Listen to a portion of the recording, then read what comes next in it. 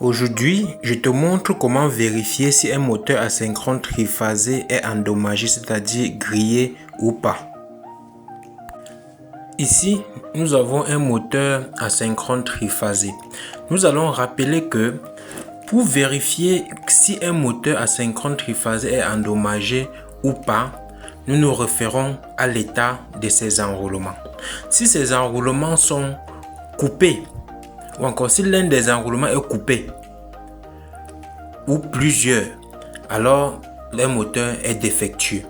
Si le vernis qui isole le conducteur des enroulements s'est également fondu et que celui-ci touche la masse, c'est-à-dire la corps métallique du moteur, nous allons conclure ici que le moteur est endommagé.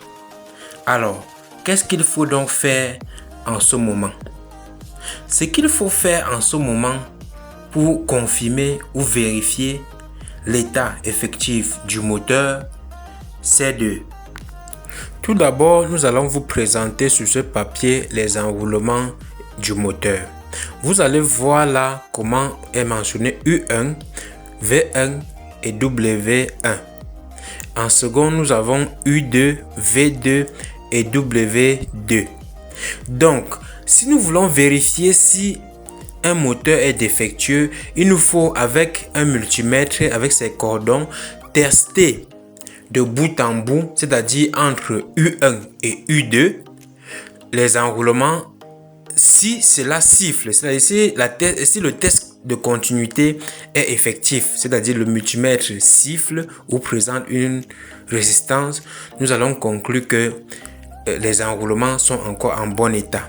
Ainsi de suite pour tous les autres. Donc, comment effectivement vérifier, c'est-à-dire de façon concrète, si un moteur est défectueux? Nous allons tout de suite passer à l'essai pratique pour donc vous montrer comment ça se passe. Abonnez-vous déjà et partagez pour encourager la connaissance et nous encourager également à vous apporter quelques édifications sur l'ensemble des aspects techniques que nous rencontrons au quotidien. Donc, nous allons immédiatement passer à l'essai pour vérifier et faire de façon concrète ce que nous sommes en train d'expliquer. Une autre précision, c'est que pour donc tester ces enroulements, il nous faudra enlever les barrettes de couplage au niveau de la plaque à borne du moteur, car si nous laissons les enroulements, ils resteront court-circuités.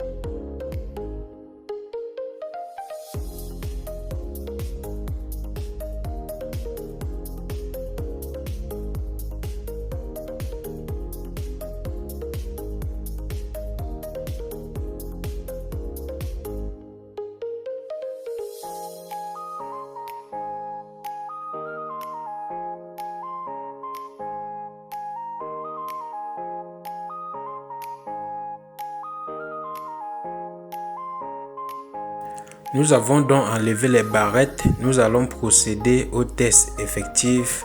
Et pour cela, il nous faudra positionner le multimètre sur la borne test continuité et vérifier que le symbole de son est au-dessus.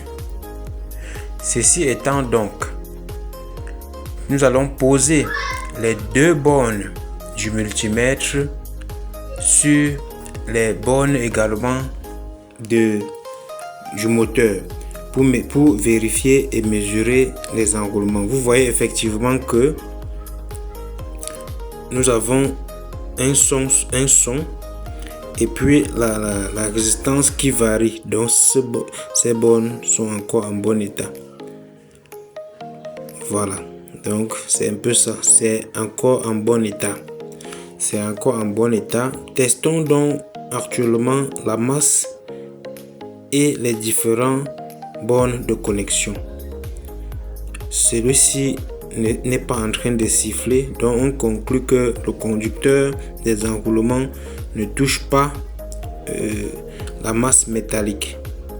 Donc nous pouvons ainsi conclure que le moteur est encore en très bon état et prêt à être utilisé. Donc si vous deviez être arnaqué ou n'importe comment, vous pouvez vous-même désormais vérifier l'état de votre moteur.